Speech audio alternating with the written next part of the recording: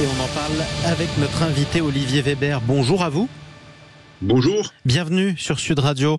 Vous êtes écrivain, grand reporter spécialiste de la diplomatie, auteur de ce livre Dans l'œil de l'archange. C'est publié chez Kalman Levy. Un scandale, c'est ce qu'a dit hier le Premier ministre israélien Benjamin Netanyahou. Une décision de la Cour de justice internationale qui fait grand bruit et qui enjoint Israël de prévenir et de punir les incitations au génocide. La Cour internationale de justice qui affirme même que certains actes commis pourraient entrer dans la Convention sur le génocide. Concrètement, Olivier Weber, est-ce que la Cour internationale de justice soupçonne vraiment Israël de se livrer à des actes de génocide ? Là, c'est un jugement que je qualifierais de jugement demi-teinte. C'est pas tout à fait, évidemment, une victoire pour l'Afrique du Sud qui a plaidé, qui a porté donc cette affaire devant la CIJ, la Cour internationale de justice à La Haye. Il y a donc sa ministre des Affaires étrangères qui est venue en personne, Madame Pandor, pour justement porter tous ces éléments, toutes ces argumentations qui sont juridiques, mais vous savez aussi politiques. C'est une question presque d'équilibre entre les juges. Et là, finalement, c'est pas une réelle condamnation, c'est simplement une demande pour des mesures immédiates pour qu'Israël puisse permettre la fourniture des services de base et de l'aide humanitaire d'une part, puis deuxièmement aussi pour prévenir, donc empêcher tout acte de génocide potentiel. Donc ça veut dire simplement on retient ou retenez votre bras armé, ne commettez pas trop de meurtres ni trop de crimes. Donc c'est pas tout à fait une défaite pour Israël, même si évidemment Netanyahou a parlé de scandale, et même si Washington, son allié, donc les États-Unis, a évoqué simplement une décision sans fondement. Donc c'est une sorte d'équilibre, on va dire, entre la volonté donc de qualifier les actes en cours pour les opérations militaires israéliennes à Gaza de génocide, et puis en même temps simplement le fait de prévenir simplement des dérapages en matière d'intention, encore une fois, de génocide. Alors ça, c'est aussi pour revenir parfois sur les propos de certains ministres qui avaient fait scandale, certains ministres israéliens, effectivement. Quoi qu'il en soit, revenons quand même sur les faits. Un génocide, après tout, c'est l'extermination d'une population, l'extermination planifiée d'une population. Est-ce que, franchement, cette accusation est justifiée dans certains cas, ne serait-ce que dans certains cas dans la bande de Gaza, ou est-ce que c'est tout trancier, Olivier Weber ? Non, mais en fait, évidemment, si la décision avait qualifié donc directement les opérations militaires israéliennes de génocide, oui, évidemment, ça aurait été totalement déplacé ou outrancier. Donc c'est pas ce qui a été fait hier. D'empêcher ça ne mange pas de pain, j'allais dire. C'est-à-dire qu'on est dans une guerre, il y a des dérapages, intentionnels ou pas, sur les civils.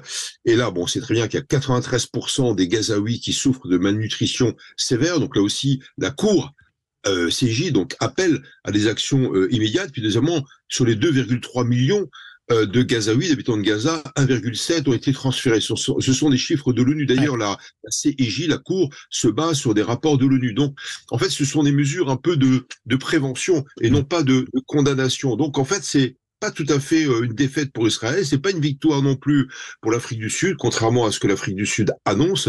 Et en tout cas, donc c'est aussi, comment dirais-je, une première décision qui est non pas sur le fond, qui concerne donc des décisions immédiates, y compris au niveau humanitaire. Ouais. Après, dans quelques mois, la Cour, la CIJ elle-même se qualifiera sur le fond. Donc, on peut penser que dans quelques mois, il y aura sûrement pas de qualification de génocide. Mais en tout cas, encore une fois, la Cour demande à Israël de ne pas commettre d'acte de génocide. C'est totalement différent. Et donc, évidemment, c'est une mesure presque préventive. Alors, et la nuance est importante, justement. Est-ce que ça signifierait que si, je prends un petit peu d'avance, mais si dans les semaines qui viennent, Israël continuait à empêcher l'accès de l'aide humanitaire en direction de la population civile de Gaza, dans ce cas-là, cette accusation finirait par devenir fondée? Ça donnerait des arguments supplémentaires pour parler non plus de prévention, encore une fois, d'intention de génocide, mais de montée en puissance du fait intentionnel de génocide. C'est totalement différent. Oui, effectivement, vous avez raison. La situation humanitaire est catastrophique.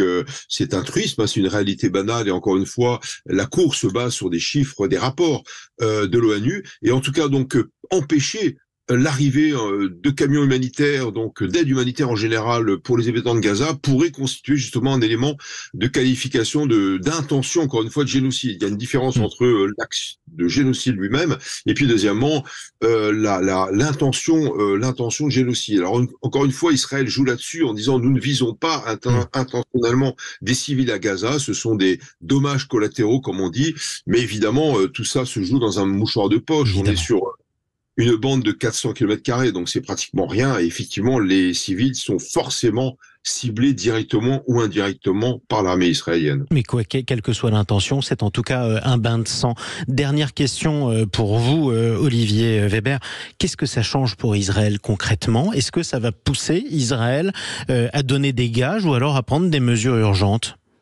Oui, je crois que de toute façon, d'une part, politiquement, Netanyahou a intérêt à poursuivre la guerre à grande échelle pour préserver son pouvoir et donc empêcher évidemment d'être condamné à des fins de corruption. Je rappelle simplement qu'un ancien président de la République d'Israël a été mis en prison, Moshe Katsav, ainsi que l'ancien maire de Jérusalem, qui était Premier ministre, donc l'un des prédécesseurs de Netanyahou, a également été condamné à la peine de prison ferme. C'est un pays où la justice marche très bien et elle est indépendante, ça c'est vrai.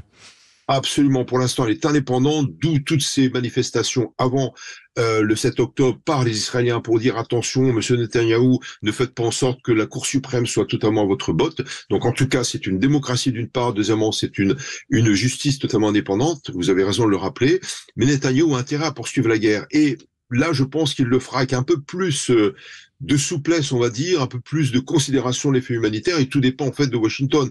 Là, Washington, pour l'instant, considère cette décision sans fondement. L'Union européenne, par la voix de Josep Borrell, son représentant de la diplomatie, donc le chef de la diplomatie, a donc totalement soutenu cette décision de la Cour. Donc c'est quand même un signal d'alarme pour Israël.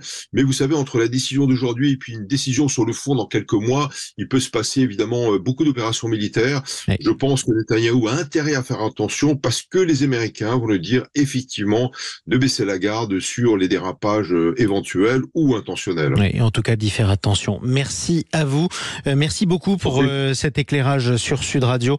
Merci d'avoir pris la parole en tout cas et de nous avoir expliqué cela. Olivier Weber, je rappelle que vous êtes écrivain, grand reporter spécialiste de la diplomatie, auteur de ce livre Dans l'œil de l'archange. C'est publié chez Kalman Levy. C'est absolument passionnant. Il est 9h16.